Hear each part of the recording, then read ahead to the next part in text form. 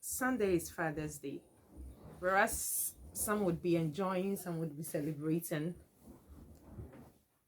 others would be filled with a lot of pain and a lot of unforgiveness. Yes, those who choose to celebrate their moms on that day because they have what they call the deadbeat dad. I don't like using that word. I feel it's too strong a word to use for a father that didn't play his role. I was raised by a single mom. It's not like I'm I'm justifying the actions of fathers that didn't play their role. No, I was raised by a single mom. I know how difficult it is to be raised by a single mom. Gosh, I suffered trying to write about my father in primary school when I didn't even know his name. I didn't even know his occupation. I didn't know where he came from. It was very difficult for me. I had to make up something to write. Then later on, I asked my mom about his name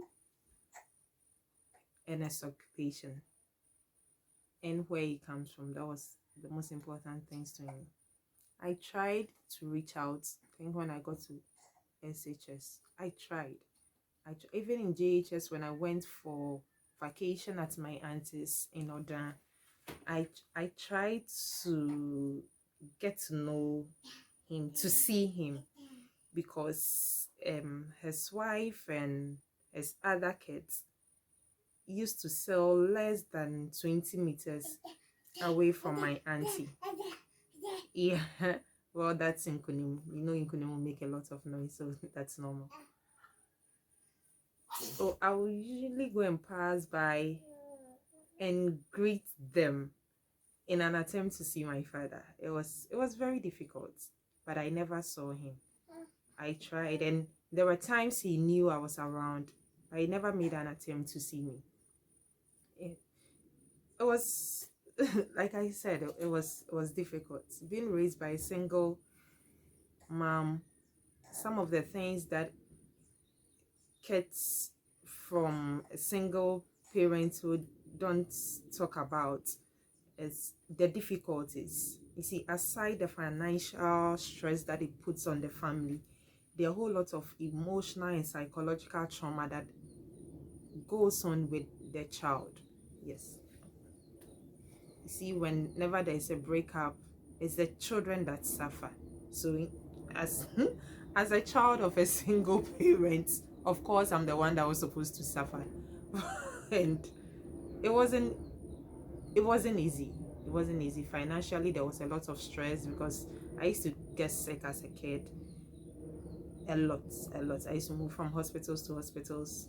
One day I'll talk about that as a kid. Aside that, there are times you just need your dad. You just need to talk to your dad, and he wasn't around. In SHS, I tried to contact him, and I think that got my mom pissed a lot, a lot, a lot, a lot. That was the very first time I spoke to him on the phone. My mom pissed. You see, he was playing the single mother card.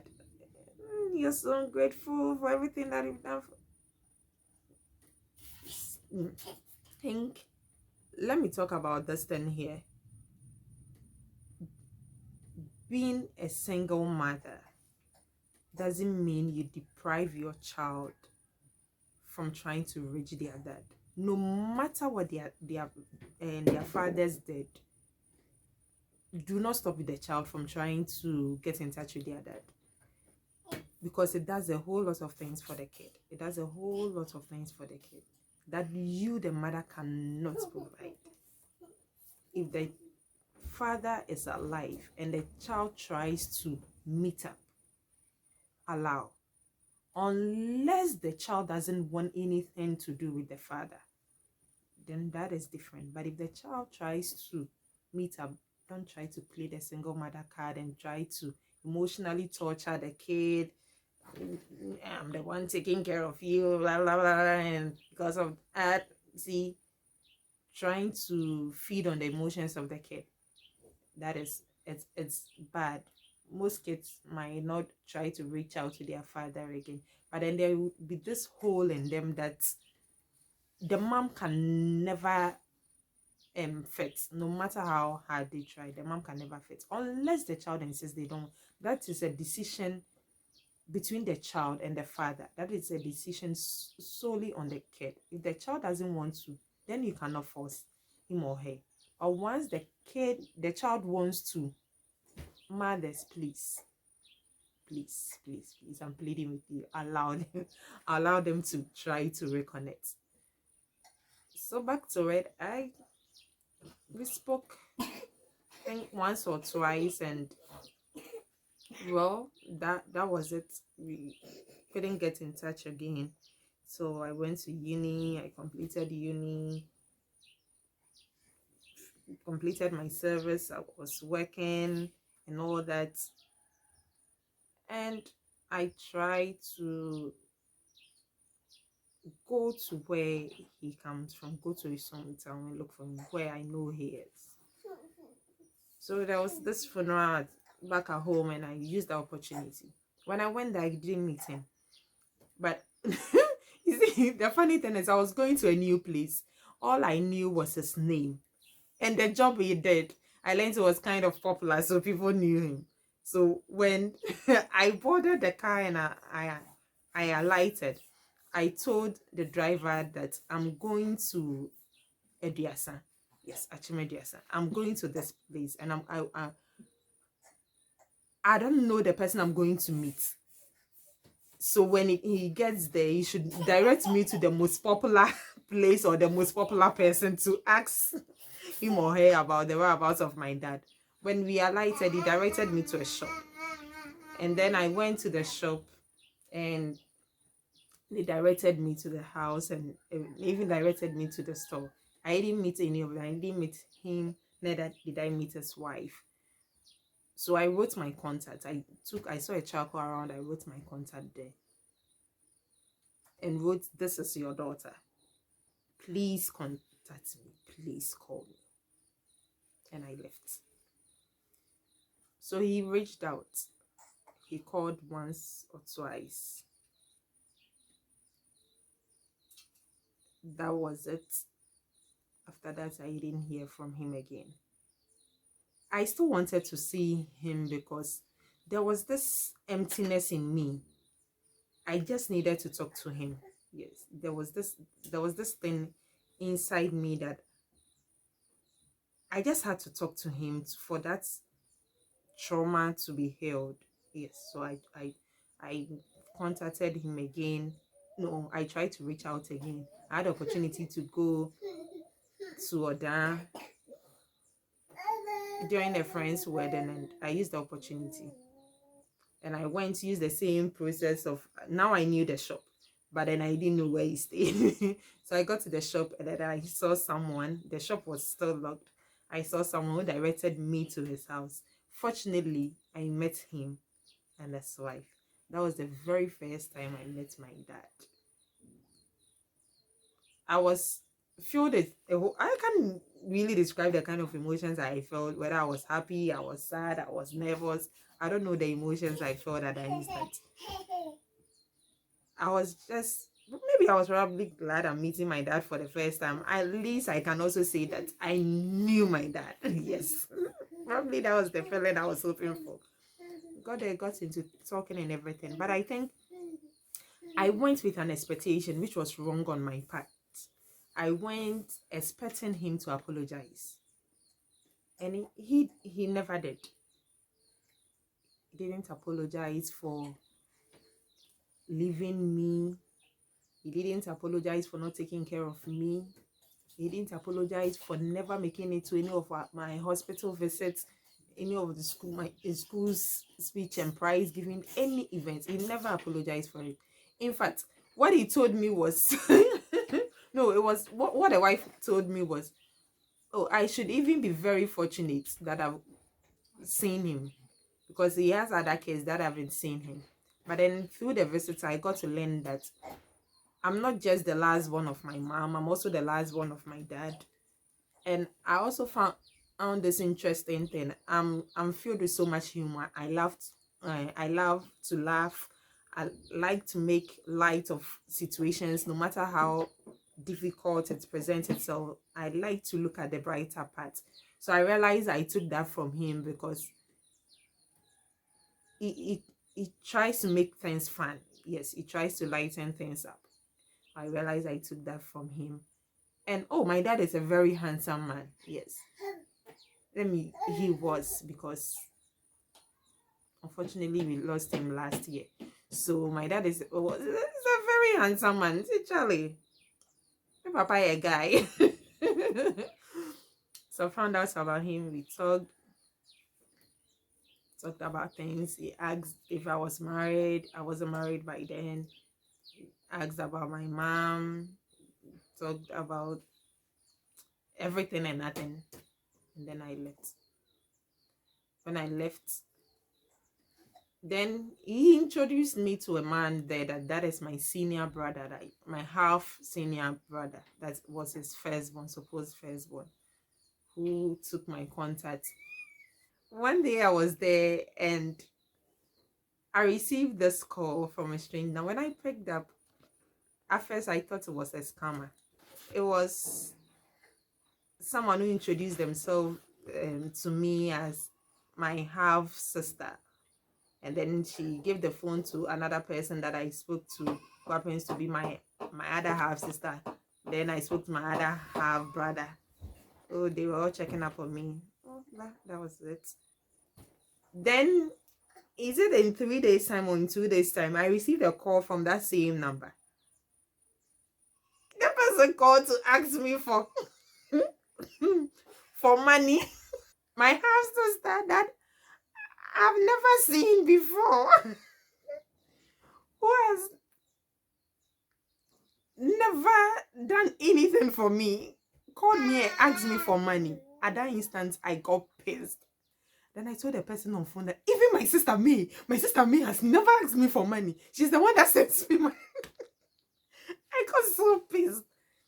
I think they saw someone that they can get money from. They didn't really want to bond with me. They just, so maybe a money meal, someone to drain money from or something. Well, I blocked the number. That was the last time I spoke to them. That was the last time I spoke to any of my half siblings. Even my sister doesn't do that. My sister is the one that sends me credit. She's the one that buys clothes for me. She's the one that I stole from. They asked me for money and I blocked them. I blocked that number. Later on, another number called. Another half sibling also asking for money and I blocked them. And that was when I realized that God has been so grateful to me.